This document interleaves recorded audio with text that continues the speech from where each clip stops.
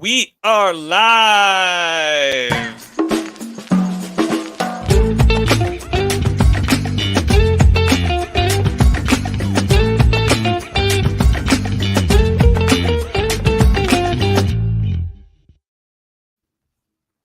I like to dance. Hey, everybody. Welcome back to the Almost Sideways podcast. It is our live post-Oscars show. Episode 169 of the Almost Sideways podcast. If you're watching us on YouTube, nice to see you. If you are checking us out on the podcast a couple days later, whenever we get around to posting this, thanks for listening. I'm your host, Terry Plecknett. We got Todd. We got Zach. I think Adam's coming on too, but he's not here yet. I'm sure he'll be here soon. Either he's working on it or he's watching and like, oh, crap, they wanted me on too. I'm sure we'll get Adam soon. But hey, we just watched CODA take Best Picture. We watched a lot of other crazy stuff go down. So initial reactions. Zachary Chalamet down there with the coat on with no shirt underneath. However, you have a little more hair on your chest than Mr. Shamlet does. I have a little more experience in the industry, like unlike Timothy Chalamet. My first reaction, I think it's on everybody's mind. The most cheer-worthy moment. I mean, really? That's going to be your number one? Like, I thought Spider-Man 3 or Spider-Man No Way Home had it in the bag. That was clearly the most cheer-worthy moment of all time. I'm a little bit disappointed. I think that should have been number one. Number two should have been Will Smith punching Chris Rock, and number three should have been this podcast. And that's all I'm saying about that. But yeah, it was quite an event. And shout out to Todd, who both predicted Power of the Dog would win Best Picture, and then he took it back. Todd, can you tell us a little bit about? Can you tell us a little bit of how much money you are going to win off of this? That is what I really want to know. That's the major story of this Oscars. There's never been a more successful hedge in the history of gambling, degenerate gambling. Yeah, well, on CODA, I got it at 3-1, so I bet $50 to win $150. So that was nice. I also had like $200 on Dune to win sound. Well, I mean, that was probably about the won safest. Like $5, right? Yeah, it was the safest bet of them all. Well, no, I mean, I did that like a month ago, so it was minus 500. So yeah, I didn't win that much money. And I don't know, I had some good bets. I bet at Jessica Chastain like 3 months ago at 9-1. So nice, that's that a good one. It looks like I didn't realize this as it was going on, but there were only 3 movies that won multiple Oscars tonight. Dune went home with 6 techs, but obviously that means the director shouldn't have been nominated. Right. CODA went 3 for 3. And The Eyes of Tammy Faye. Yeah, there we go. Everything else Great won pick. 1. The Eyes of Tammy Faye, obviously a better movie than The Power of the Dog and Drive My Car. And I gotta say, I'm really happy for Cruella. I mean, that lady talked more than Ryosuke Hamaguchi, and that was a great moment of this ceremony. She was awesome. I think she was my favorite speech.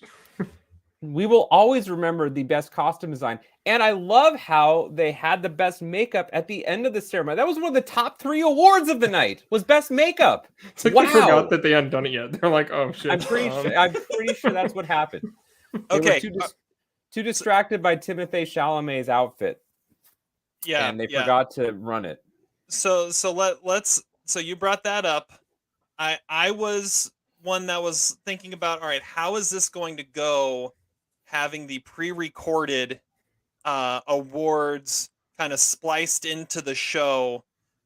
They said they were going to I think they said at one point they were going to play the speeches in their entirety. Obviously they didn't. They did at the beginning. They did at the beginning, and the first few, because then they were really running short on time. Yeah, I love how this whole thing was to keep the show under 3 hours, and this was, Todd, you said it was the longest show in how long? Well, I mean, I don't know for sure, but I'm pretty sure that they haven't gone like over 3.5. Oh, in like it's at least been 20 while. years. I would that's why I said 2001 20 maybe. years. 2001, probably. I think that was the last 4-hour ceremony. Because we got 2 songs from the same movie, and one of them wasn't even nominated. Like, what are we doing? And well, okay, yeah. So but there was a 5th nominated song that they didn't play because Van Morrison couldn't be there, even though they wrote a special vaccination rule just for him. But then you had Hans Zimmer there. That was weird. Yeah, he wasn't there. I don't know what was up with that. But you had you had Bruno, and we're sitting there listening to it with our kids.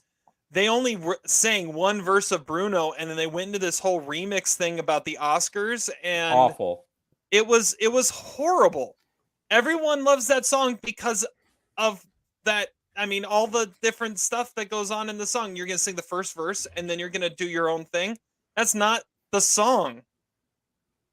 That sucks. It was like the Super Bowl halftime show. I think we need to start making a tiered sort of arrangement of what was the worst of this ceremony, because this was clearly the worst ceremony in my lifetime.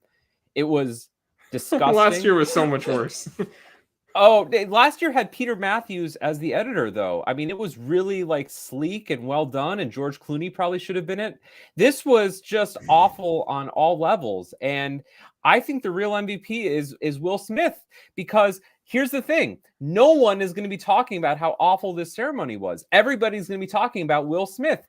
And what's kind of hilarious about it is that was sort of like the experience of watching King Richard. It wasn't about Venus and Serena. It was about King Richard. It was not about the Oscars. It was about Will Smith. I think he kind of pulled a Jedi mind trick on us, and I got to hand it to it. I think he saved the Oscars. He is the MVP. He is the biggest douchebag and biggest stick man of the Oscars. I mean, he's getting it in tonight, and we can all praise Will Smith for his toxic masculinity on so many levels. But, you know, where's Adam is the real question. Yeah, Adam's the LVP. Yeah, well, the Oscars got their viral moment, that's for sure. Like, immediately, that was, like, everywhere. Like, and what was that? Was it real? Was it not real? Obviously, it was. And so, and I don't know. All I was thinking about, like, throughout all the NCAA tournament was how much Juwan Howard looks like Will Smith. And Juwan Howard just recently had a scandal, the exact same thing. It's like, it's just kind of too perfect. The synchronicity there is questionable. Can we get a better director for the Juwan Howard biopic instead of whoever directed King Richard? Reynaldo Marcus Green. I'm just asking for a little bit of quality, you know? I mean, King Richard was nominated for many awards, but I think we need a little higher up. Who's a good Detroit director? I think Sean, what's her name? Sean. Could we have her? No, she's going to do a Broadway remake. Okay, sorry, forgot. She's off the list. She's going to do the next Cats. No, actually, Todd texted me that she's going to be the next director of Wicked. So she's off the list. Yeah, because like you said, like Bill Condon, he won his screenplay Oscar. And then... How about Rob Cohen? Is he still alive? No, that's what I mean. Like, that was one of the people you were like, yeah, they win their screenplay Oscar and then they direct a bad musical or something like that. Like Tom Hooper. Okay, so let's talk about the Will Smith moment in greater detail. Yeah. Okay, so here's the thing. Here's my take about it, okay? Are we Team Will or are we # Team Chris? I feel like... Oh, Chris was an absolute pro. He got cold cocked and then he's just like, are they just going to let him do this? And he's like, okay, I guess. Listen, I'm a little bit Team Will right now, although I could be swayed. Here's the reason I'm Team Will, is because who makes a joke about G.I. Jane? Okay, that movie is 25 years old. Why did we not have a Demi Moore, Ridley Scott, Tom Skerritt reunion at the Oscars over G.I. Jane is my real question. A G.I. Jane joke deserves a punch in the face. It has nothing to do with Jada. It's just a lame joke. What 'Cause she's percent of that bald. crowd understands that joke, G.I. Jane? I mean, I think a lot maybe of people do. 6%. I bet Troy Kotzer got it. I bet What's he really laughed at it. funny is like right before this, like the segment before, they made a joke about another bad Ridley Scott movie, The Last Duel. It was like back to back, like shitting on Ridley Scott. I was like, yes. I mean, You know, we got to deep dive G.I. Jane at this point, or at least a come. Oh, to we have to have stable. Terry Senior on for that. It's like his second favorite movie. so I think, all right, it was a horrible joke. Yeah, it was a tasteless joke, but that's why you have Chris Rock there. Yeah, like and it was a super corny joke. Like, it was just a bad joke. Everyone knew it was a bad joke. Tasteless, sure, but the whole night, I mean, let's shout out the hosts a little bit here, because I thought they had some pretty funny bits, and they started out by, I mean, when Amy Schumer got out there and roasted like the entire audience, like that truly felt like a roast. It wasn't like, the funniest part of the whole night was when she said, apparently the Academy don't look up reviews or something. I was like, yes, that was I almost like that as much as her moment that said, and in the in memoriam segment is the Golden Globes because they died. That was very funny as well. Yeah, she was on her Regina game. Hall's thing was awful though. Like I don't like that. Yeah, just I mean, that was no good. Unspeakably bad. She's like molesting Josh Brolin for some reason. We did have a comment here, and I heard this too, and that Jada has a hair loss condition, which is why it was an issue with the joke. Yes, speaking from experience, like you get used to it. It's not funny. Alopecia. Yeah, it's serious. It's a serious condition. Todd, it's a lame joke, not funny. You've got the same thing. Yeah, I mean, if it's new, then yeah, I could see how that would be offensive. But I mean, at that point, I'm just like, whatever. It's like I'm bald, so it's. I mean, it was a tasteless joke. It was just a bad joke. But at the same time, well, I think Will Smith initially thought it was funny, but until he realized like what he was actually joking at, and then he's like, "Oh, okay." It's kind of like to be the man. It's kind of like how Faye Dunaway at the Oscar, or Warren Beatty gave the envelope to Faye Dunaway. We're not going to have a lot of sympathy for you, you know, and so therefore his laughing, I think, undermined a little bit of his credibility. But the truth is, I mean, what a moment. You know, did you guys watch the Japanese simulcast that did not censor anything? I mean, that was what really sold it. It wasn't so much the slap. It was the wording afterwards, the shouting. That was the realness of it. That place was silent too. It was like, yeah. I think my favorite was someone took a screenshot of it and said, everyone in the world right now is Lupita Nyong'o, because she was sitting behind Will just with this look on her face like, Yeah, they didn't show Jada again after that. Like, they showed Will a lot, but like it's like I think she might have left. Yeah, she was there when he won, I thought. But you know what wasn't there was the production values when they had to cut away because he spit on the camera or something. Like, what was that? Yeah, I don't know what. Yeah, that was bad. That was weird. But so I realized it was a bad joke. It was a tasteless joke. At the same time, celebrities deal with this. I mean, if every bad, tasteless joke deserved a slap in the face, I mean, Ricky Gervais would have been slapped 50 times every time he hosted the Globes. This is something that happens at these award shows, and you can't fly off the handle like that. You walk up on stage and you slap. If it was anybody but Will Smith, I don't think it would have worked. I think if it was Javier Bardem or something, I think they probably would have stopped him because it's obviously not part of the gag. You know, well, then, I mean, it was Will Smith. Like, I mean, everybody's like best bud. Well, and Chris Rock was trying to play it off like that until he cold cocked him. Yeah. Well, and the real we have to talk about Denzel's role in this. I mean, Denzel brokered the truce. I saw Denzel and Tyler Perry took. Tyler Perry was there too. He took Will Smith aside and said, like Werner Herzog said to Joaquin Phoenix after he crashed his car, "Man, chill. Relax." And I feel like that got to Will Smith.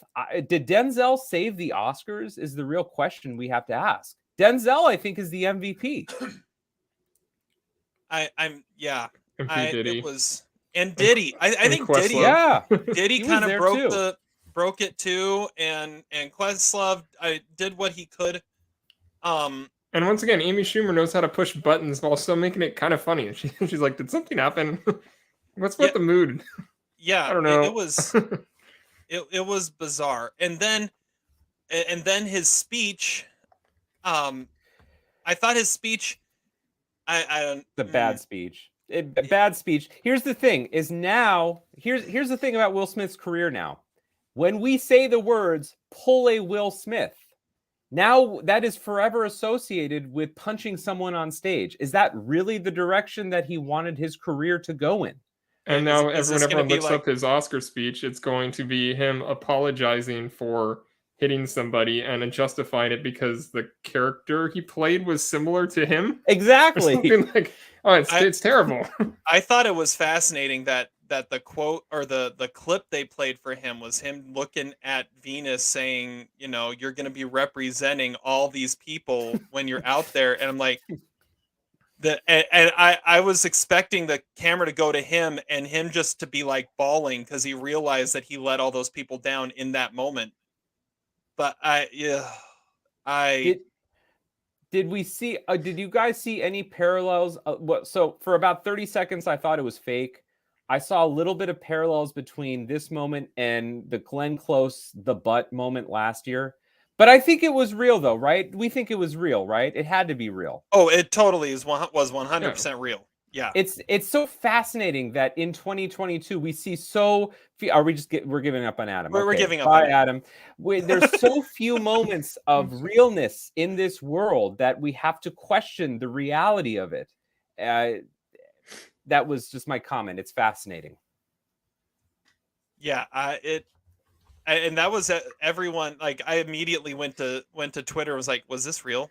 Did what just happened? And everyone was questioning. And it wasn't until you saw the unedited from other places that were like, yeah, no, this was not staged in any when you way. saw it without the volume, like I could see in Will Smith's eyes that he was pissed.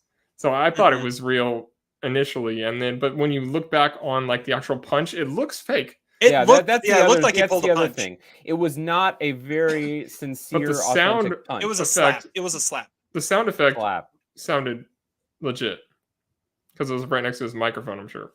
Yeah. I think it was a little bit of a weak slap. If we're giving it a score, I'd go maybe a 4 out of 10. I mean, of what? Like in terms of how much pain it inflicted? I think so. Because maybe Chris Rock just knows how to take a punch. I mean, that could have been the other thing that showed that it wasn't it wasn't fake because it didn't look that great. He didn't react like it was fake. I mean, he didn't give he just took it and his face didn't even move. And then he swore. Like Chris Rock's like, Will Smith just smacked the shit out of me. I was like, and that was before it cut out. And I was like, oh, yeah, okay. I just feel bad for Russell Crowe in this whole thing. I mean, if we were giving by 2021 standards, Russell Crowe would have 2 Oscars at this point. Like, if we're applauding someone for punching another person and giving them an Oscar, I mean, all due respect to Denzel, maybe the MVP of the ceremony, but honestly, Russell Crowe should have 2 Oscars. I don't know. So, what's the chances that Chris Rock joins Will Smith in presenting Best Actress next year? I think pretty good, right? I'd say that's pretty good. If they invite Will Smith back. And I think they would have kicked him out if they weren't going to invite him back. Like, I mean, he assaulted somebody on national TV. But I think at the same time they realized that they were about to give him an opportunity to take the mic and say something about it. I know, but doesn't that kind of like tarnish your reputation just a little bit? I don't know. I mean, I think they'll invite him back. I mean, he sort of made amends, and everyone's going to remember that moment. If they don't invite him back, then they're just hurting their own ratings again. Okay. I don't know about you guys, but I like couldn't get over that for a while. And in the meantime, Godfather Reunion happened. that Yeah, I don't remember completely anything about that. I completely Yeah, missed because I was busy reeling from the Will Smith thing. But it was like, oh hey, we've got Al Pacino, Robert De Niro, and Francis Ford Coppola on stage together. I think And the real question is, does anyone remember our Godfather podcast? Because I don't. I I think we have a vocal evidence of the fact that you probably shouldn't remember that. Well, that was the second of two podcasts we recorded in a day that day. Yeah, so they kept on like the whole The thing was reunion they were stuff was kind of promoting. cool, though. I mean, The the what? Pulp Fiction one was super lame, but I mean, Yeah, it still was cool to see them dancing again. That's and gonna then be like the thing of their whole career. they Did did the you White laugh Man at Can't Jump one. Did you laugh at my text, Todd? I said it was worse. This is worse than Be Cool. But I I don't didn't think even see anyone. that you said I that. don't think but I mean- anyone else laughed at that. I mean, That was like a 3 out of It's 10. it's If playing Will the same Smith's joke. punch was a 4 out of 10, that was a 3 out of 10. Okay, keep going, Terry. What else? What else? Well, I was just gonna say they kept on promoting all like what they promoted in this whole thing was come for We Don't Talk About Bruno, which we already said sucked. Come for the 60-year celebration of James Bond, which Yeah. was presented By by Shaun Tony White. Hawk, Shaun White, and Kelly Slater, and was just a 2-minute montage. That was And beautiful. yeah, It's not like, it's not like there was an Oscar-nominated actor in the supporting actress category who'd been a part of James Bond or anything. Like they couldn't ask anyone who's actually been a part of this of the franchise to present that. But Shaun White. I mean, come I know on. they had Judi Javier Dench and Bardem. Javier Bardem there. Yeah. Both are Oscar winners in They the were franchise. they were sitting right there, right there. I mean, you still have Lazenby's still alive, which they forgot to mention, by the way. You still have 4 Bonds alive, like current Bonds, like living Bonds alive that you could have had a reunion of, and instead you decided to That have seems those like a 3. BAFTA thing to do, though. They probably have done that. And then you had the Godfather thing presented by Diddy. Because that makes and- sense. Yeah, and then nobody remembered it because of Will Smith. I mean, who would have thought the moment everyone's going to remember from this ceremony was the presentation of Best Documentary? Yeah. Did you guys recognize Francis Ford Coppola? I don't think he looks very good. I mean, He's really, really old. Very frail and fragile. Yeah, I mean, we don't even need to mention Liza Minnelli. Like that. I felt so bad for Liza. That was awful. Oh, it was, that just broke my heart seeing her up there like that. But I mean, it's sort of a Yeah. metaphor for the whole ceremony because I mean, maybe we'll talk about this, but no one cares about movies, right? We don't care about movies. We just care about song and dance numbers, and we care about people like Shaun White, and we care about Bruno, and we care about song numbers, but we don't care about the movies. We don't care about the classics. We don't care about anything. This was the most nihilistic ceremony I've ever seen. There was no interest in the movies, no interest in the quality, no interest in the star power. It was just all cutaways and lame jokes and musical numbers. And I feel sad and sick watching it. It was just it was a travesty. There were 2 great moments. There were 2, I thought, really profound, deeply moving moments. One of them was Troy Kotzer's speech, which we can talk about. That was I thought really a really nice moment, really a moment that I think kind of celebrated why the Oscars are so special, because that was a sincere moment. And then I guess I would say I really like Ariana DeBose's speech. I like Jane Campion's speech. Maybe three good moments. But it's like, why can't you just let the winners speak? Like, they have good things to say. You got to play Hamaguchi off stage because you have to make way for another musical number. It's just ridiculous. These producers are awful. They don't understand movies. They don't understand the prestige and the history of the Oscars. And this was a slap in the face. It was an insult to, I think, all of the presenters, all all the winners, and I feel bad about it. I felt dirty watching it. It was a horrible event overall. Well, but so for me, like, I liked Kenneth Branagh's speech, and his was totally rehearsed. Like, he knew exactly what he was going to say, and which he can still say really interesting things while doing that. I mean, Aaron Sorkin But did did you that really with his expect social anything honesty. else out of Branagh? I mean, of Well, course, no, he was but I going to mean, be fully that's prepared and composed. and it was concise too. Like, it was maybe a little over a minute long, and he was the writer, director, producer of his movie, and he put everything into a nice package, and he made it work. Like, I mean, you could do that too. You don't have to get up there and have no idea what you're going to say and just ramble on. Yeah, I think it's interesting that you definitely got this vibe that this Oscars was trying to entertain, and you can tell that there is this sentiment that the movies being honored and the awards being given for the movies that are being honored is not entertaining enough anymore for the Oscars. From a lot of what I've been hearing, it's not necessarily those that put on the Oscars that are doing this. It's not the Academy's fault. It's ABC putting pressure on. We need ratings up. You need to make this more entertaining. You need to add in all these pop culture things because you're not interesting enough to get the viewers anymore. And they're the ones that pressured into this whole, pre-recorded those 8 categories and all of that.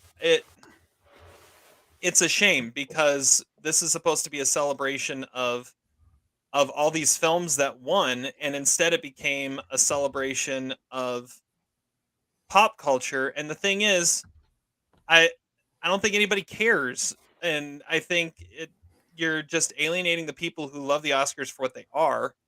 And the more you try to chase viewers, the more you're going to lose the ones you have. Yeah, I mean, people love movies. We love going to movies, even if it's stupid freaking Spider-Man. I mean, movies are entertaining. They're a pastime. They're great entertainment for everybody. We've made it now 27 minutes through this podcast, and we haven't even mentioned the Best Picture winner. And that's exactly what the Oscars wanted, because they don't care about the quality of the movies. In a couple years, the Best Picture winner is going to be an answer to a trivia question that we're never going to remember. And I feel like you're giving Evelyn's speech in Sideways. It's not even about the quality anymore. It's only about the marketing. The whole industry has gone gutless. Listen, Conundrum Publishing is a small publishing company like Apple TV Plus. And yes, exactly. I mean, the day after tomorrow would, let's get it into libraries, man. Let's get CODA. Yesterday. Let's get speak CODA. Like that in wine country. What percentage of people what percentage of Oscar voters do you think actually watch CODA? I'm going to say a generous estimate is 15%. And that's generous. So how many, what percent do you think actually vote? What do you mean? Like best? How many, what percent of the Academy do you think votes, actually votes for the Oscars? I would go 60%. So, I mean, I don't know. I guess still the odds would be in their favor. But, I mean, we're bearing the lead here. This is a historic moment. This was the first film on a streaming platform to win Best Picture. It was not Netflix. This was a clear sign that the Academy could maintain its integrity by saying, we hate Netflix. We're going to vote for Apple TV Plus instead, because they invested $10 million in the Oscar campaign for this movie.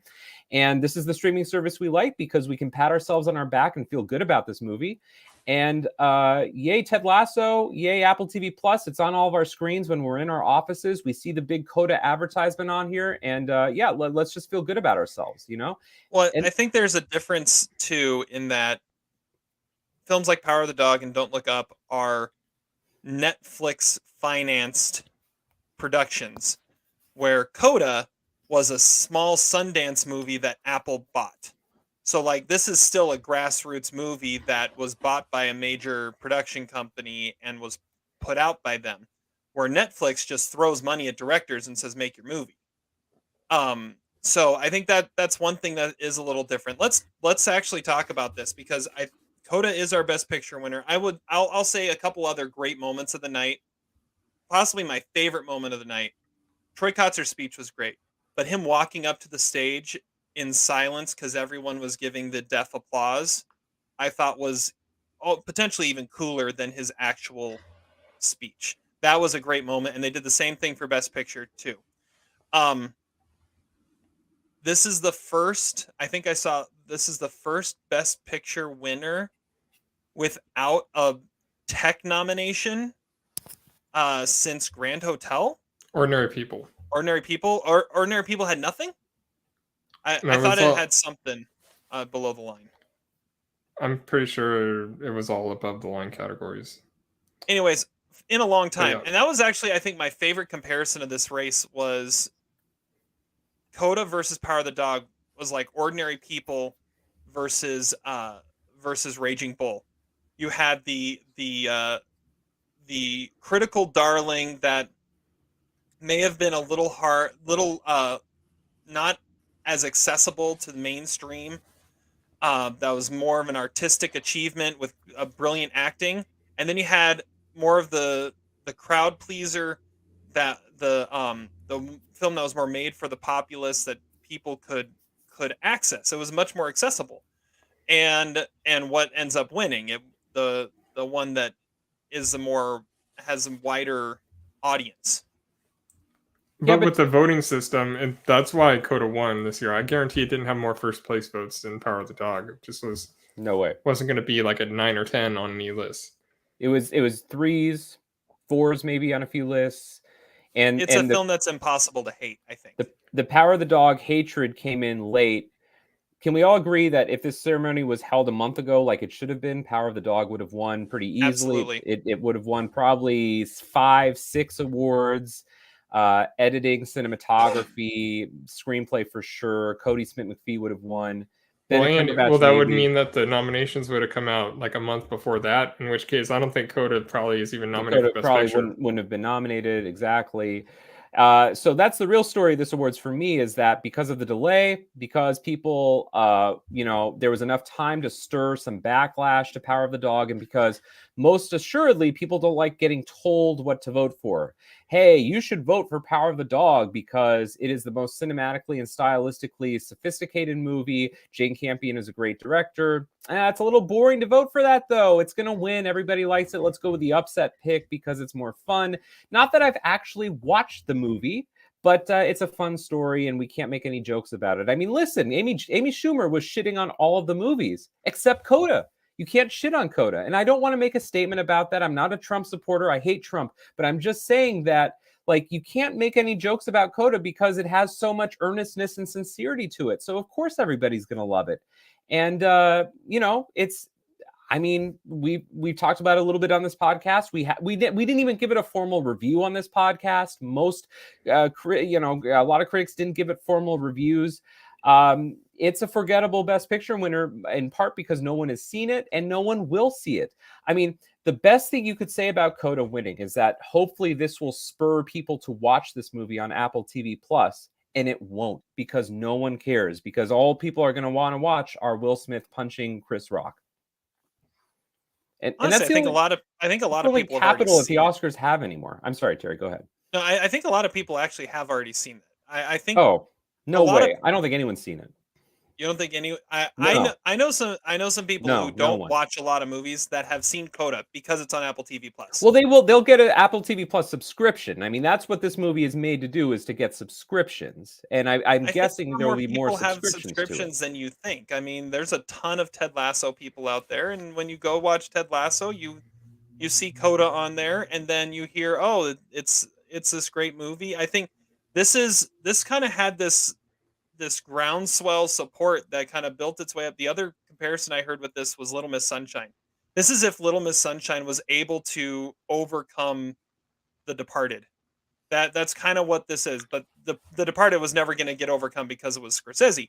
Well, if it was this voting system, I think Little Miss Sunshine would have won. Absolutely, Little Miss Sunshine would win if in this voting system. No question. No question. Yeah, I mean it's all the voting system, because the thing is, the Oscar voters like feel good movies, and they don't like to be challenged in any meaningful way. So they like the movies that they can cry at, that they can hug at. That's a universal sort of human emotion. They don't like movies with a challenging storyline. They don't like movies that try to wear out your patience. They don't like movies that have a complex or unlikable main character. It's all the reaction we have on Power of the Dog. And listen, none of us were huge fans of Power of the Dog, but like, it's the message to the Academy that I have after tonight.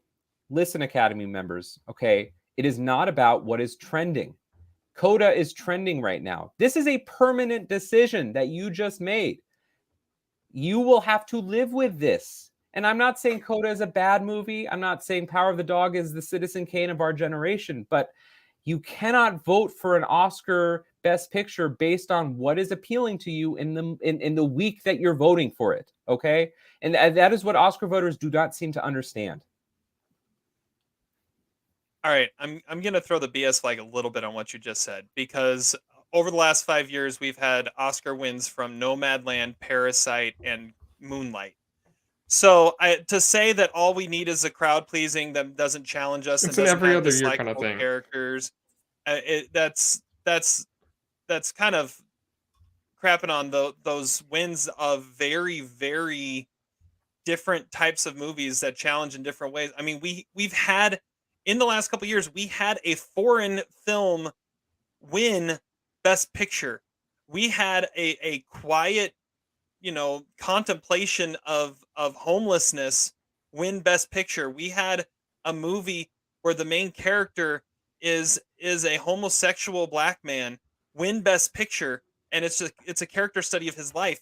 To say that all we go for is crowd pleasers and things that don't challenge us is kind of crapping on the last 5 years of what we have done, and have had some very interesting different Best Picture winners. What you did say that I think is really interesting is you have it all depends on when the voting happens and what's trending at that time. I think you could say the same thing about Parasite winning. Parasite won because the voting happened at just the right time for it to be peaking at just the right time for it to get that win. And CODA did the same thing this year. Um, Everyone thought Nomadland was last year couldn't win just because it had been the favorite for so long. But the difference there was we didn't know the Oscar for another month, and all those things were able to quiet down by the time the voting happened and Nomadland was able to come out. If this was a month later, I think Power of the Dog wins. But it just happened to be the right time for that. But yeah, to say that it all we won is unchallenging crowd pleasers. And by the way, I loved CODA. It was in my top 5 and probably I think it was my highest rated Best Picture nominee of this year. But I think that's beside the point. The point is, I think that it's not necessarily the Academy's MO every year to pick the crowd pleaser that doesn't challenge you, because they've showed that they're not going to do that. I don't know. I kind of think so. I mean, I think that Parasite wins the Screen Actors Guild Award, right? It wins for the cast. That's when that movie overtakes 1917. And I think last year was a crapshoot because of COVID. And I don't think I think we lost Zach. they did. Oh, you're back. We lost you there for a second. Okay, I was just saying. Oops. All right. You're there. We hear you. Oh, and he's gone. I think that just shows that I made my point so well that he was so embarrassed he just had to leave. I think that's what it was. Now we'll get Zach back here in a sec. Yeah. I'm trying to think where else we could go with that over. You want to talk about the Oscar challenge? Yeah, let's talk about Oscar challenge. Oh wait, no, we got Zach back. Hey, Zach, you're back.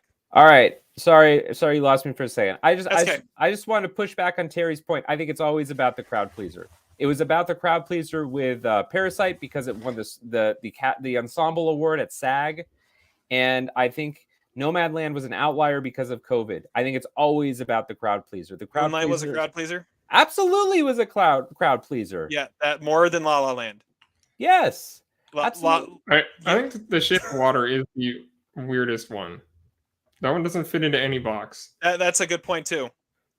Or before Moonlight, we had the drama about sexual assault in the Catholic Church. Yeah, that's a real crowd pleaser there. Then before that, we had Well, Birdman more so than The and Revenant. 12 Years. I mean, I mean, if you go with the crowd pleasers, our Mad Max Fury Road would win, right? It's Or probably The Martian. It's probably not about the crowd pleaser. You have a point. I get your point. I think it's about the Oscar campaign. And listen, okay, the Wall Street Journal just put out an article this week that said that the budget of CODA was $10 million. The Oscar campaign was $10 million. And the rights to the distribution from Sundance from Apple TV Plus was $25 million. So it's always about opportunistic campaigning. And what does that say about the Oscars? It says that in the words of Billie Wilder, the audience is fickle, just like the Academy voters. They are fickle. They fall for this. They like the campaigning. They like the narrative. It is never about the movie. And I'd be shocked if you could talk to 20 people in Hollywood who've actually seen CODA. This has to be the least seen Best Picture winner ever at the time that it won Best Picture. No Man Land. Then nobody still has seen No Man Land. Well, No Man Land's probably close second. Yeah, that's probably fair. I think you're really underselling CODA. I think there's a couple things I think that CODA had going for it. One, I think there's a little bit more of a fan support to it than you realize, and the difference between this and Little Miss Sunshine is that Little Miss Sunshine actually hit theaters and had a great box office run. If CODA was in theaters, it would have done the same thing, and you'd be thinking about it in a very different way. To be clear, because we never reviewed it. Yeah, I'll just say, because I saw it. I believe it or not, I saw it in a theater last week. I drove 30 miles to see it. I was one of the few people in the world to see this movie. I liked this movie. I didn't really have any problems. I'd say you're one of the few people to see it in a theater. I'm probably one of the few people to see it, period. But I liked the movie. I didn't really have any issues with the movie. We can do a review of it here. Maybe we'll deep dive it in a year. Those that are watching, comment on this and tell us if you've seen CODA. No, they haven't seen CODA. All 6 people have not seen CODA. We know Kyle Heck has not seen CODA for a fact, even though he probably won the Oscar challenge. Listen, I like CODA. To me, I like Troy Kotzer. I like Marlee Matlin. If I was going to vote for a movie that came out of Sundance with a top distribution rights, I would have voted for In the Bedroom. But it is, to me, a 2.5, 3-star movie. The scenes that didn't involve the family were horrifically contrived. And the last 20 minutes of this movie was shameless. However, it's not a terrible movie. There's no way in any universe or multiverse that it wins this picture. But it's fine for what it is. And it is certainly better than Green Book and Crash. And it is certainly better than Don't Look Up. And it's fine. It's a trivia question answer, though, in a few years, just like Shape of Water, honestly, kind of is. But Troy Kotzer's moment was the best moment of the Oscars. So emotional endings are the same thing as shameless endings. It was an absolute. Come on, Todd, defend my point. It was a. I know Todd. Todd hated it more than you did. Ending. By the way, you did text me and said it's a 3-star movie, and you actually liked it. Depending on the day. Yeah, and today you don't like it because you just heard that the rest of the Academy likes it. Yeah, you can't like a Best Picture winner. I think that's really what we're unless it's about. Parasite. I think you dropped Parasite down like 10 spots on your top 100. It did lose a little bit of credibility after it won Best Picture. Just because it's just like Kramer versus Kramer. Is it really the best movie of all time? Probably not. But Todd, what are your thoughts about CODA? I mean, I think it's fine too. I think I gave it 3 stars. It's exactly what you think it's going to be going in. And I think we even Terry and I talked about it on the podcast. We compared it to that movie we reviewed last year. All together now. Yes, I remember that with Iovaldi Crescendi. Yes. And I don't know. I mean, it's exactly the way Sundance movies are. It's the kind of movie that wins Best Original Screenplay, and not adapted screenplay. So because that usually goes to something more prestigious, which is why I had money on The Lost Daughter. But I don't know. I mean, I had CODA as the best picture winner when we did our predictions thing 2 weeks ago, and you guys like laughed at me, and I don't know. I also win the Oscar challenge between the three of us. Can we also just talk a little bit about the elephant in the room here with CODA? Because we're the only 3 people who've seen this movie in the world. And let's just also people who are watching comment. Tell me you've seen this movie. They haven't. That's why they're not commenting. Sean has probably not seen this movie. Let's be honest. And here's the thing: Troy has probably not seen this movie. The thing is, here's the real problem with CODA: is that last year there was a movie came out called Sound of Metal that we loved on this podcast. I mean, we went out. Friend of the podcast, Paul Racy. We loved that performance. Academy Award winner Riz Ahmed.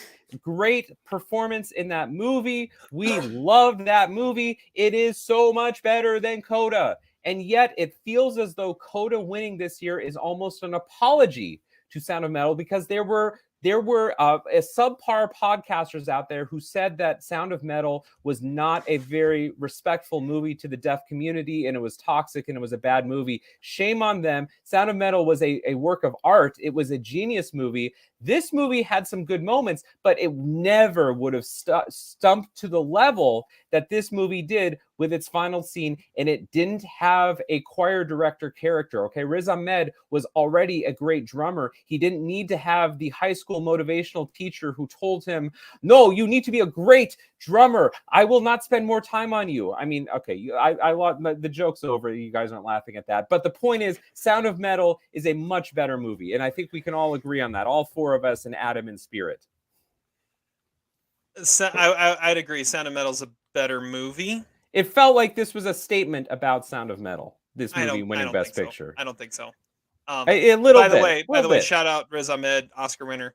Oscar winner for a terrible short. But he might be the coolest Oscar winner to come out of this. Billie Eilish, I saw. Billie Eilish is the first Oscar winner born in the 21st century. I saw that too. Wow. Has anyone commented that they've seen CODA? Because I want to hear. I want to hear. No one's comment. I'm waiting. No one said anything. Someone saw the worst person in the world when that wasn't even premiering in the United States when we did our live stream. Just tell us. Have you seen it? No one has seen CODA. I don't really care if it's one way or the other. Well, I see, but yeah, okay. So CODA, they were capitalizing on something that they wanted to feel good about themselves, so they're acknowledging this movie about the deaf community, which is why I chose Audible to win Best Short Documentary, because I thought it was going to be packaged with that. It was going to be like, hey, look how great we are in Hollywood. We're going to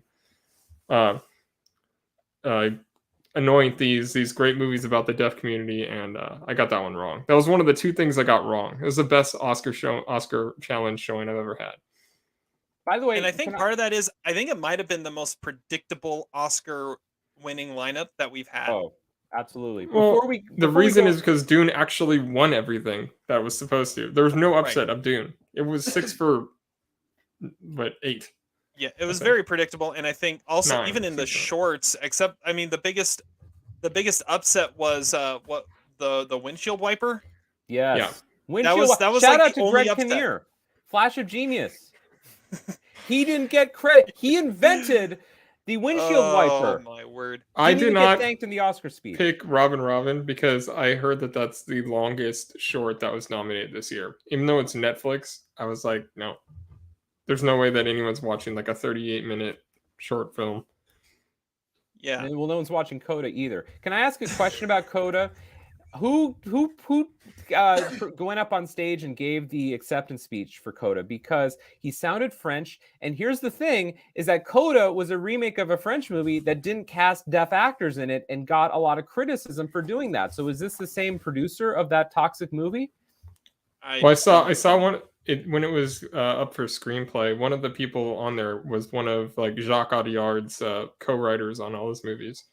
So maybe it was that production company. But then again, like Sound of Metal didn't have a deaf actor in their main role, so that's you could say.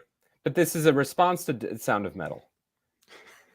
But I'm saying like the one that you're talking about, the original got shit on for that.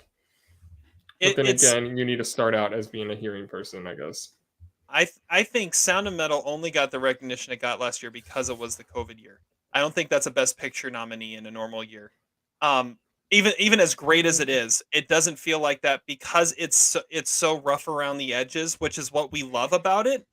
But I think CODA took what Sound of Metal had and made it more accessible and a little more refined, and I think and made it that crowd pleaser, which is what made it different. I've been trying to think of an example of something similar, but I can't think of one. But it just made it a little more accessible, a little more refined, and was able to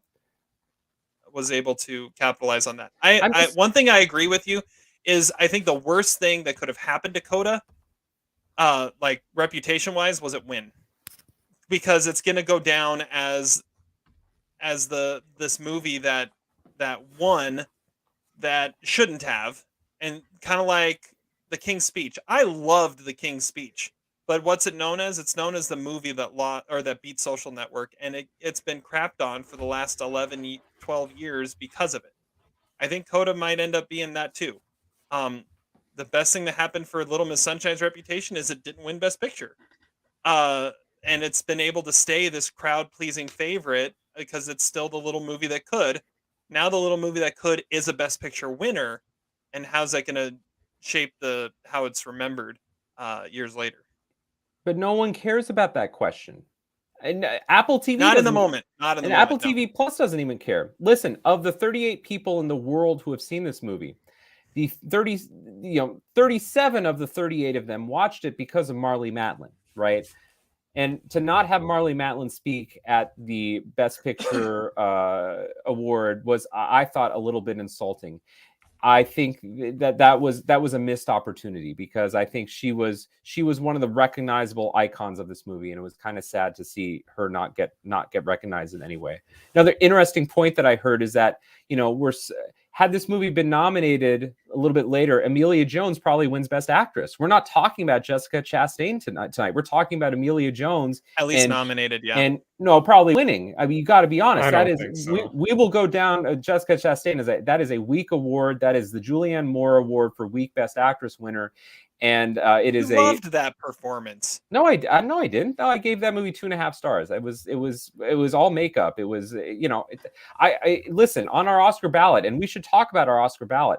I didn't vote for Jessica Chastain. I voted for Penelope Cruz because I thought Chastain and Kidman would cancel each other out, because kind of they were both lame performances. But like, no one's going to be talking about that movie because no one cares about the movies. No one cares about King Richard. All they care about is The Punch. No one cares about Power of the Dog because it was lame and boring. No one cares about Coda. No one cares about the movies. When was the last Oscars where people really cared about the movies? Was it maybe Moonlight, La La Land? Like, that had, people genuinely came to the defense of Moonlight when that movie won, because they had seen it and they cared about it. Everybody was all over Get Out and Lady Bird. Yeah, that's and probably Three Billboards. Like, all those movies had fans. Yep. Yeah, that was a year later. You could say something similar about 2018, but really that was just because everybody hated Green Book. And I don't think people it. saw Roma. Nobody saw Vice. Roma, The Favorite, Black Panther, Black Klansman. I think A Star Is Born is a very forgotten movie in that lineup, but Green Book, everyone cared about Green Book, Bohemian Rhapsody, and Vice winning awards, and nobody cared about it. Here's a great understatement right here. That it was something. It was a ceremony. That ceremony was something. Joey's movie blog has not seen Coda, by the way. Yes. Otherwise, he would have said. So let me just throw this out there right now on IMDb. Coda has an 8.0 with 71,000 votes. Ooh.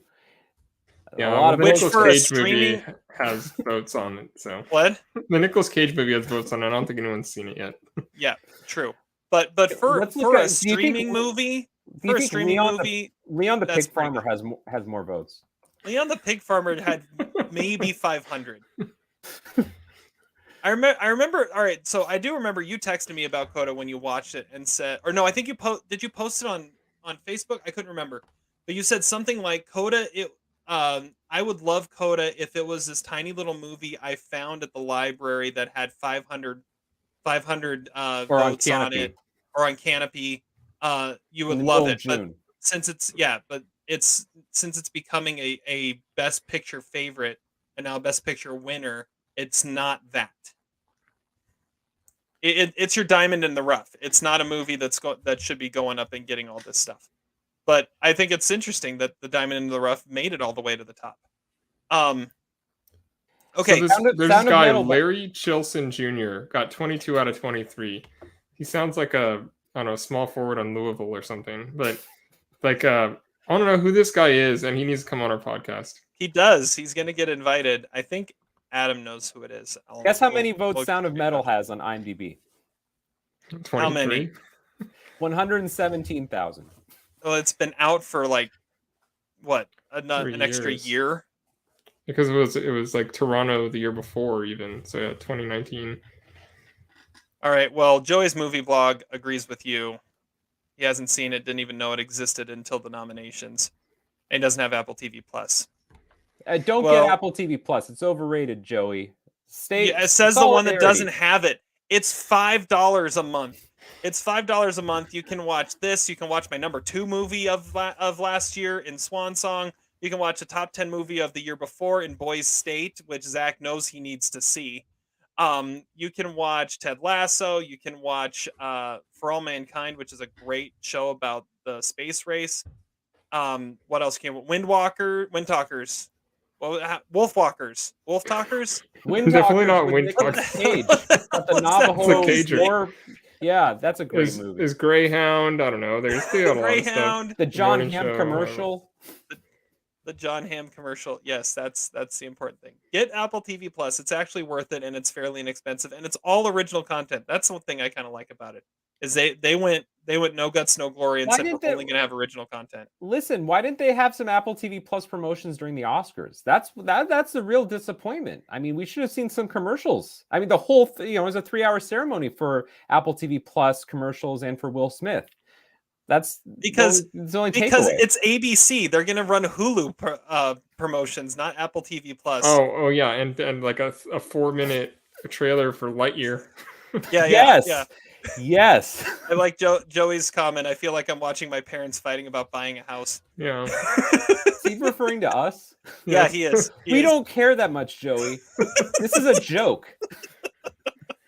Okay. Let's talk a little bit about the history that Power of the Dog made tonight, because Power of the Dog became the first movie since The Graduate, and I think the only movie other than The Graduate to only win Best Director.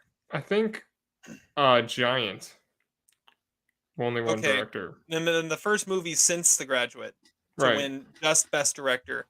And I don't know what the stat is, but the first movie in a very, very, very long time to lead in nominations and not win multiple Oscars. They were bored. Wow. I was bored. I fell asleep. She wouldn't have won Best Director if she wasn't an international director. Like, this is now every movie since 2009, other than La La Land, the director winner was not English, either English born or English speaking. Like, they love the foreign auteurs. I think the way things were trending, I think if Villeneuve is nominated, he wins tonight. I don't know about that, but 6 Oscars. They won 6 tech Oscars, and their director wasn't nominated. Well, if he's nominated, he wins. But by that logic, George Miller would have won, or Christopher Nolan in 2010. But you were going up another powerhouse. Another powerhouse tech. I mean, it had the same amount of tech nominations as Mad Max. We're talking about The Revenant. No, I think Campion was a clear winner because she had been nominated before, and it was considered an overdue award, in spite of the fact that very few Oscar voters have probably seen any of her movies, and they just kind of know her as a legendary female director from New Zealand. Yeah, there we go, in the cut. Now we're talking. Meg Ryan at 37, 40, 44, 50, 47, 10. 54-30. If no one knows that joke, just kind of move on. But 15-year anniversary of that movie. We should have had something about that on there.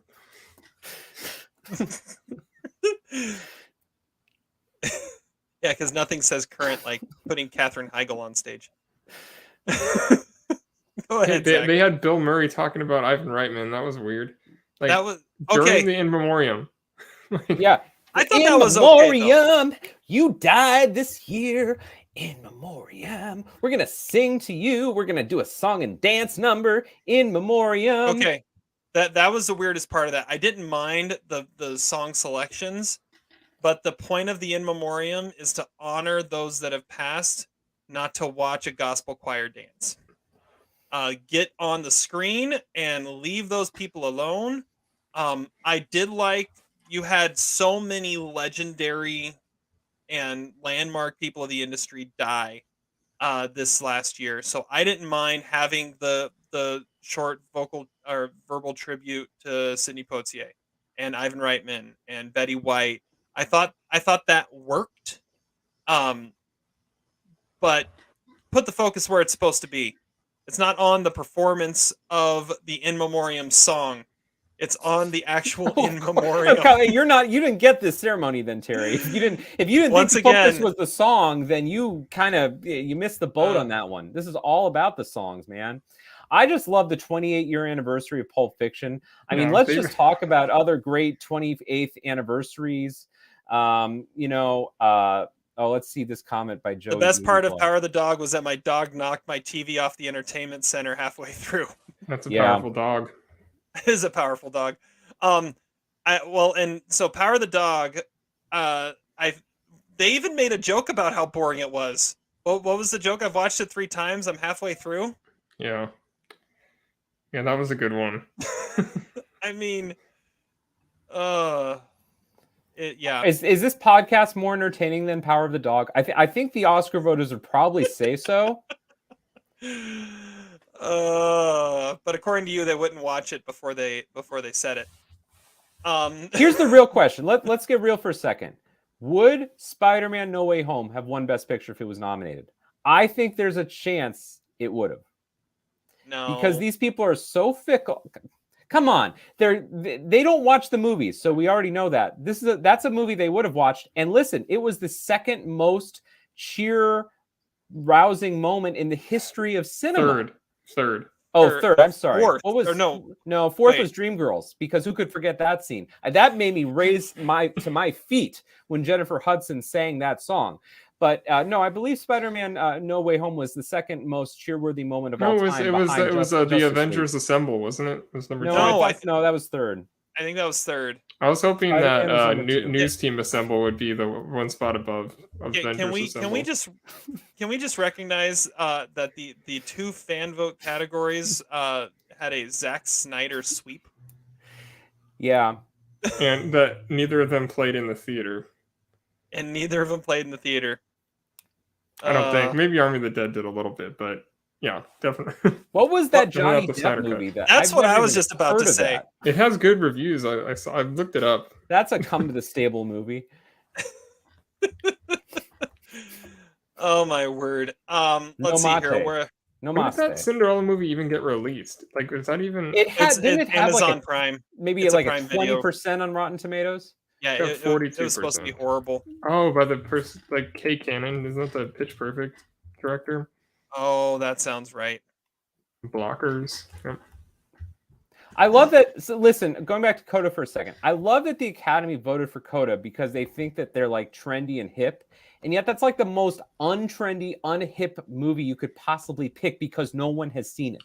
I hate to nobody's in it. Nail that point down again, but like that was totally like, I mean, it was fan service in the way that Spider-Man No Way Home was fan service, and yet it so undermined any sort of credibility of the Oscars. Go with a movie that people, if you're going to do the whole, like, we're going to do an upset pick type thing that the fans can rally around, go with a movie that people have seen. Go with Spider-Man No Way Home. So are you saying never go with a Sundance movie? Because is this like the first Sundance movie to win Best Picture? Yes, it is. It was the first Sundance movie to win Best Picture. Are you saying that we shouldn't be doing that? Like no Sundance movie should qualify pretty much because nobody's going to watch them? No, I'm not saying that. I'm just saying that this is a movie that I happen to find, well, and you also happen to find very contrived and predictable and sentimental, which is why it was in Terry's top 5. Which I think we can all appreciate. Thanks, Zach. But the truth is, it is not a worthy Best Picture winner. I don't think any more people had seen probably Whiplash than saw CODA when Whiplash was nominated. I mean, and that was another Sundance movie, a big Sundance sweep hit. I think the truth is that people just don't like getting told what to vote for. Too many people were told to vote for Power of the Dog. And did you guys notice, or was it just me? Like in the last 2 weeks, all the film Twitter, film Instagram, whatever, all of them said, you know what, we didn't really like Power of the Dog. We're voting for CODA instead. It was like it was like the top came off or something. Like people were free to actually say what they thought, which is that they didn't really like Power of the Dog because they can't be patient and actually watch a movie with character development or a story. How bad would it have been if King Richard would have won? After all, if Jane Campion's comments really got to the point that everyone voted for King Richard, and then all that stuff went down on the ceremony, and then at the end, Will Smith's also accepting Best Picture. That's the other reason I think that it would have made sense if Denis was nominated. I think he could have won. Here's a comment here on one of the fan votes. The Warner Brothers execs pissed their pants when Zack Snyder's Justice League won. Yeah, that makes sense. I had to explain to my wife what that was. She goes, "Wait, what is this?" And I had to explain the whole, director's cut thing. It did. Well, I don't understand why they unveiled it the way they did. All it just said was like top 5 favorite movies, and it didn't have any context whatsoever. It was like, here's your fan favorite results that we've been hyping up for the last 3 months or something. It was just like top 5 favorite movies. I thought there was a third one people were voting for. I couldn't remember. What did you guys think of the whole awards presented pre-ceremony and how they stuck them in with some gratuitous audience reaction shots? Well, some of those people probably were in there.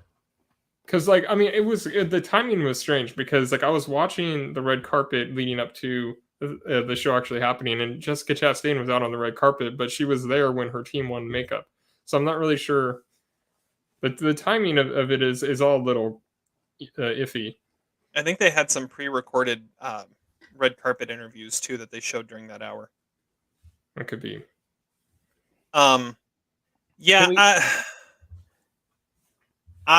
if they had if they had actually showed a little bit more of the speeches or all of the speeches, I think it would have been better. Like the way they presented it, I thought was okay. If you actually gave them the time they deserved.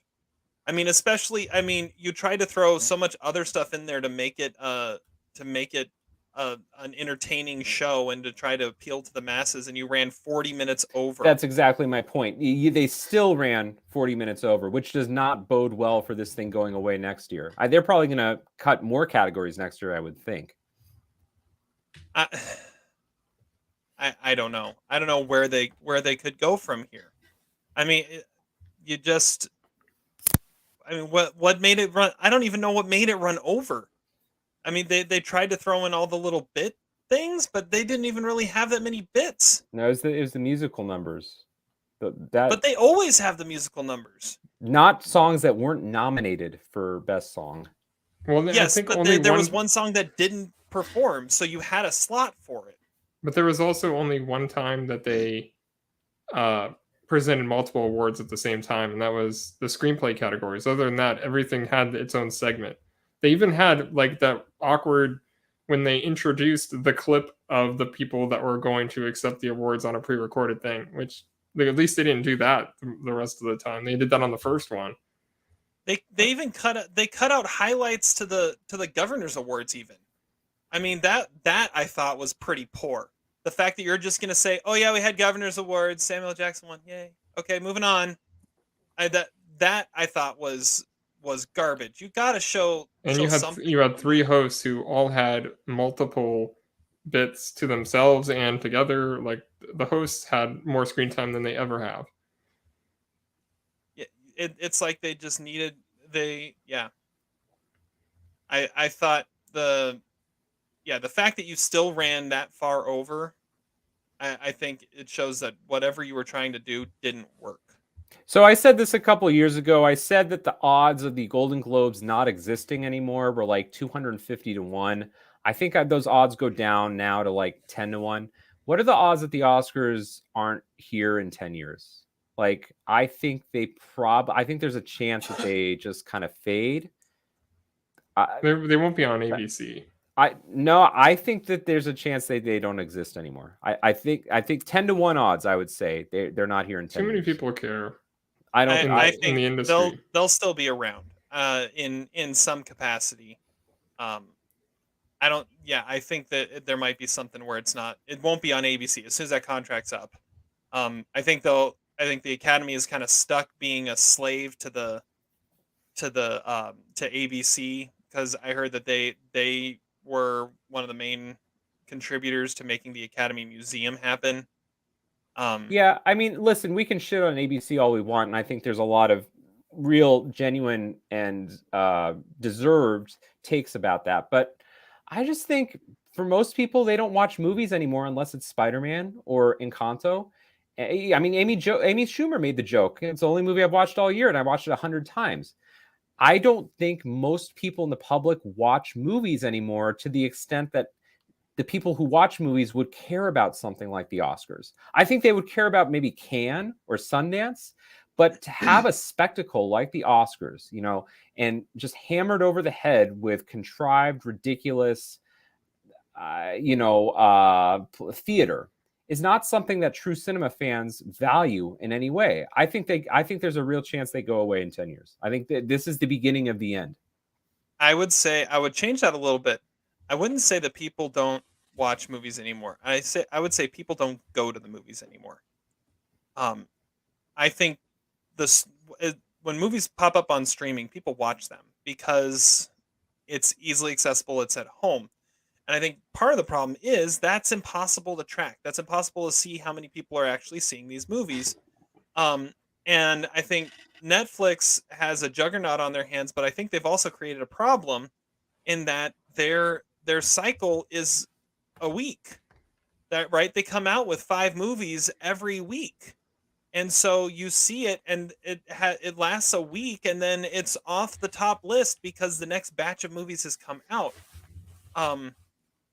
Until they can find a way to continue to promote their movies in their streaming space, like Power of the Dog, and I mean, Don't Look Up, I guess, had a little bit more staying power because of some star power, and somehow people liked it. Well, yeah, those movies are in a different category for Netflix. Like, they have their prestige category, and everything else just goes into the same box. Like, even something like Yakuza and the Family, like, that's a movie I'm sure a ton of people have watched, but I mean, it's never going to get any notice because it's just in the box of just another movie on Netflix. They just have so much volume in their But I mean, catalog. what I'm saying is, like, when they have an Irishman or a Power of the Dog or whatever, it's like these movies are going to be hyped up for other reasons than the fact that people are going to come across them on Netflix. Like, people are going to know about them anyway. True. Yeah, I think oh, go ahead. I just say maybe the Oscars themselves don't go away, but like, listen, what are the storylines that are going to come out of tonight? Obviously, Will Smith and Chris Rock. Okay. They'll talk about some of the musical numbers, and they'll talk about a movie that no one has seen because people don't watch movies anymore. So I think the Oscars have a real problem on their hands. It goes exactly to what you were saying, Terry, is that Netflix has this constant flow of movies that sometimes people watch, sometimes they don't. And it becomes less about the movies themselves and more about the abstract idea of movies. Okay, it's fun to create a fan edit of the most inspiring and inspirational, uplifting moments from CODA, but no one's actually going to sit down and watch the movie. So I feel like in a few years, the Oscars are not going to be about presenting it to movies. It's going to be exactly what the top 5 cheer-worthy moments were, right? Or it's not going to be about Best Picture, but it's going to be about the best moment that you pissed your pants because you saw 3 Spiderman. It's not going to be anything about the craft of filmmaking anymore. And I think, this is getting very serious. Joey's movie blog, please agree with me. I mean, it's a sad state to be in. We could be watching the last Oscars.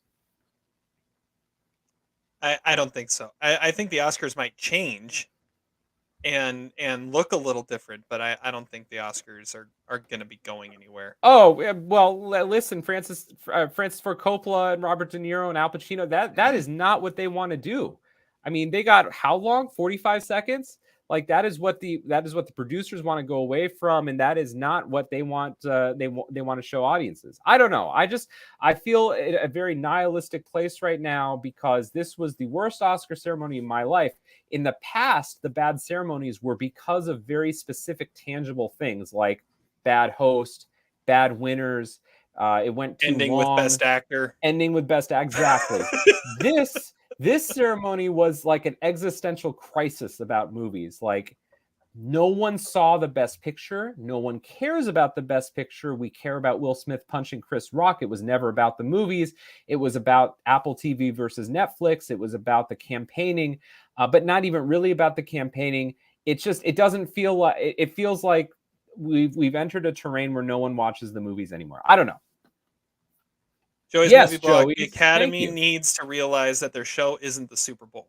Yeah, thank you. I absolutely agree with that. I think we can all agree with that. But the problem is, at one point it was. ABC paid for it like it was, and it's been dwindling down. People don't.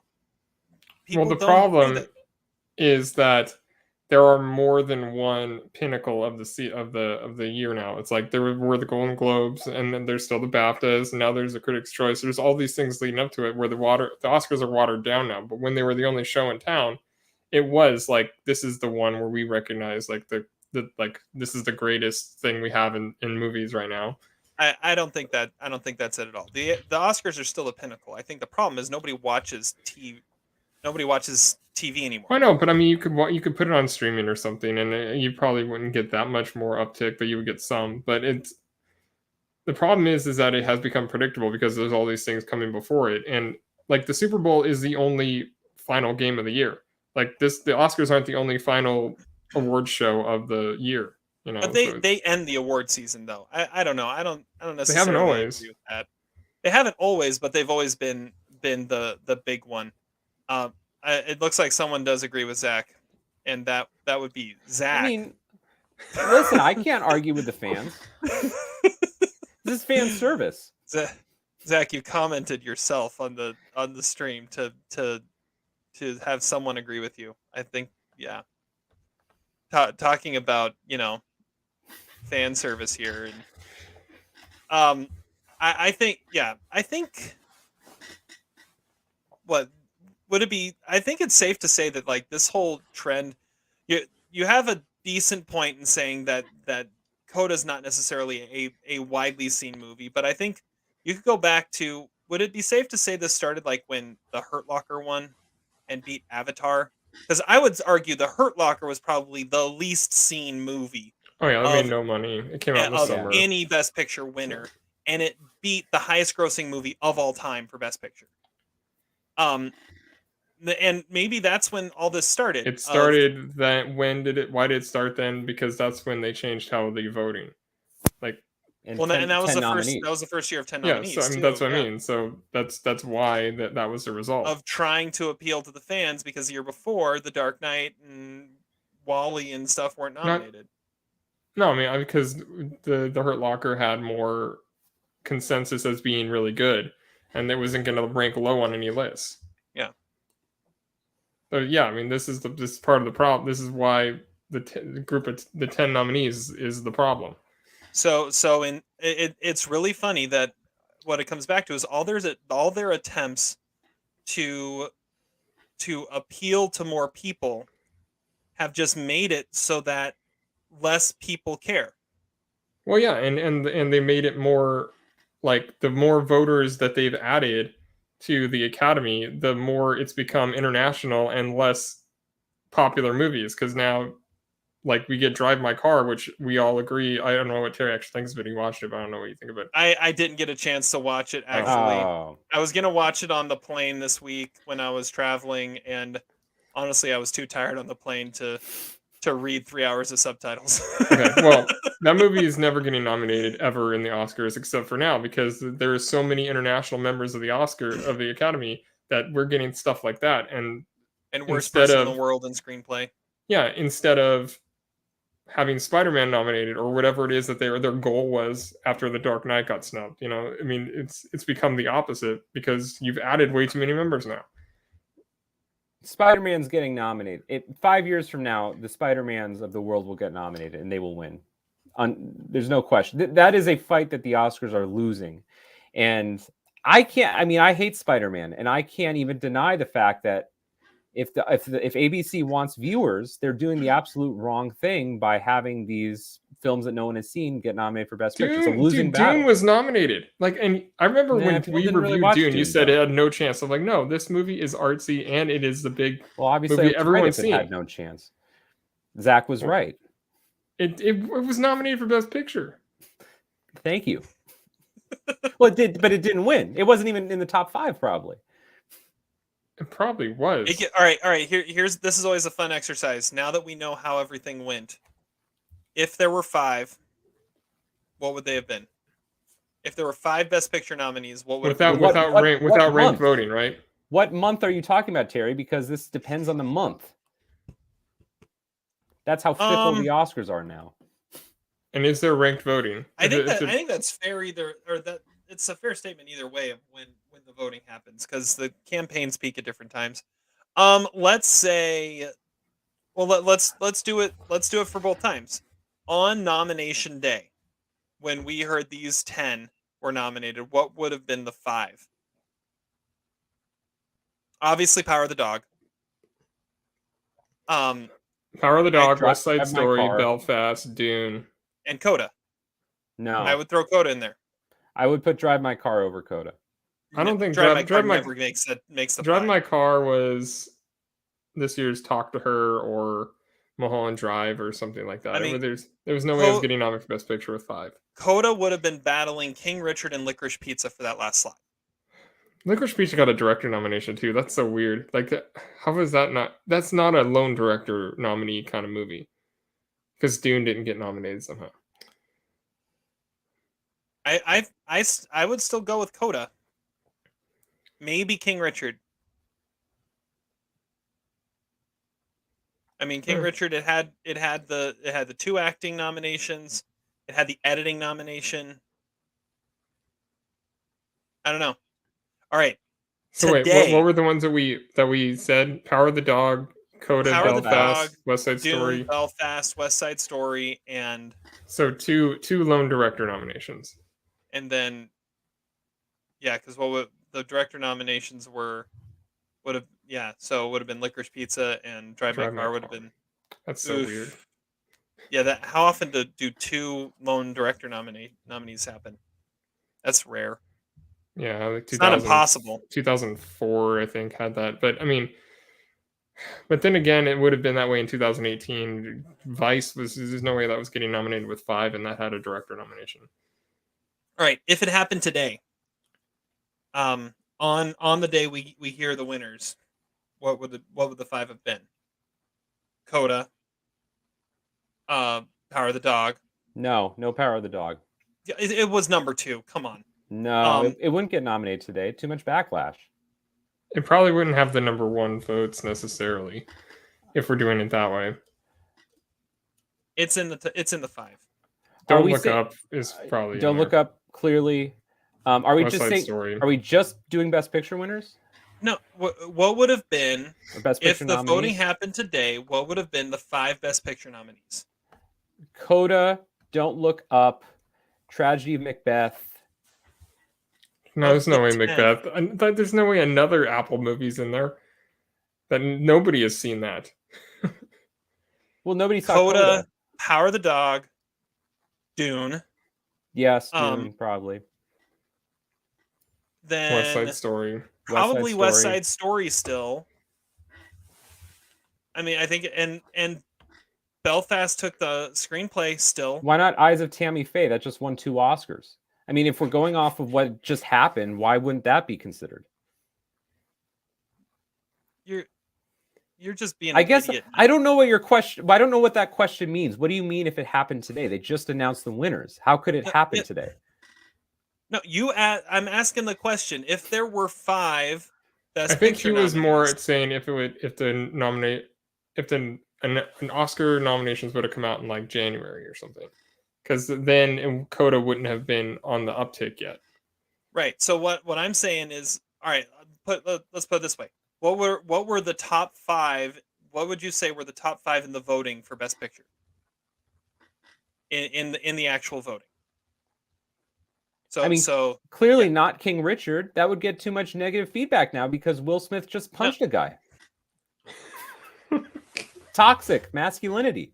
We're all right. You are not understanding the exercise at all. I don't understand what the question is, but I do think that CODA is an What were the Best top Picture 5 nominee. movies in the Best Picture voting? No, Spiderman obviously would get a nomination. Clearly, they really missed the boat on that. Yes, because they could vote for Spider-Man when it wasn't a nominee. They had the second greatest cheer-worthy moment. Who was it that said? Jason Momoa said he wrote himself into every category, including best sound. That was kind of a funny moment. that was pretty good. That's pretty good. All right. I think we're getting close to wrapping this up. Can we give quote of the day? You can, sure, go ahead. All right, my quote of the day comes from the greatest coach in the history of college basketball, who's not retiring this year. His name is Bill Self, and it's not from him, but it's from his father, who said, "Don't worry about the mules, just load the wagon." I really don't know what that means, but I like it. And I said today, because I was trying to be funny, as Bronco Henry said, "Don't worry about the mules, just load the wagon." And no one understood that. But I think the people on this podcast, plus Joey's blog, would understand. So shout out to Joey. I understood that reference. Not that he watched the KU game today. I heard your boy Brett Doze didn't watch the Oscars, so we could welcome KU back from their game. Yeah, we didn't burn the town down like the Kentucky fans, so we're still good on there. Are we going to have a reaction podcast when KU loses to Duke next Monday? Because I will be sloshed. Not a good sloshed. It's going to be sloshed either way. Duke is the only team I have left. Villanova is my champ. My 16-1 ticket's still sitting over there. Dude. All right. I have another quote of the day from Ryosuke Hamaguchi, who said, "Thank you, everybody," and then he got played off. Twice. Quote. Yeah, played off twice because he kept ending his speech and be like, "Hold on, I got another one." The people were clapping for him, and they kept on thinking he was done. I think they were the makeup lady from Corolla got like 7 minutes. Like, what the hell? Come on. Well, I mean, after Vinterberg talked for 12 minutes last year, I think they were making sure the international recipient knew that there was a limit to. They knew their place. All right. Well, that was the Oscars. It was. Let's see here. Where was it again? Here's Joey's comment. I think says it well. That ceremony was something. Joey's dog for MVP for knocking out the cable. Or what? Yeah. No, that was during Power of the Dog, not the Oscars, though. Yeah. Yes, okay. It was. Congratulations, CODA. I think it's such a. I will say it is a very different movie to win. I think it's kind of a welcome movie to win. This type of movie doesn't win very often, of just the small movie. No, not at all. Not like King's Speech or, Slumdog Millionaire or Crash or Green Book or any of those heartwarming movies. That never happens. Whatever, dude. All right. I don't think Crash has ever been considered heartwarming. It's a I'll put this. It's a good movie. You're right. It's not a terrible movie. There have been winners. It's fine. Whatever. We'll move on. And we're not going to deep dive it. It's not an interesting enough movie for us to deep dive, which I think says something about it. I thought you were going to say there's not enough characters, because that's usually what you say about movies like this. Anyways, thank you guys so much for watching. Thank you so much for listening. This has been episode 169. We'll be back at you with 170 next week with our normal ridiculousness. Shenanigans. Shenanigans. That's my normal word for it. Enough of this gooey show of emotion. We will talk to you then. Until then, Have fun watching movies, and we'll catch you on the flip side. See ya.